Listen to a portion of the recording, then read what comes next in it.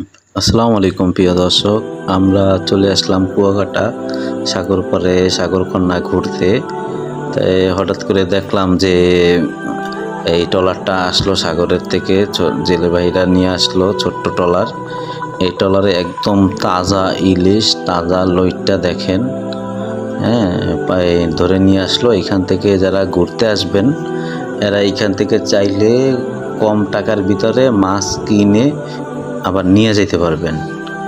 হ্যাঁ, একদম তাজা মাছ আর কম টাকায় পাওয়া যায়। হ্যাঁ, তাই আমরা চিন্তা ভাবনা করছি এখান থেকে নিব। এই যে দেখেন ব্যাগ করতে, এই ব্যাগে ভরতেছি। ব্যাগে বইরা এখানে মাপার যন্ত্র নেই, ওইখানে যাওয়ার পরে মাপবো, মাইপা মিটারে মাইপা দেখবো কয় কেজি হয়, তারপরে ওনাদের টাকা দিয়ে দিব আর কি। আর আমরা নেওয়ার প্রস্তুতি নিচ্ছি।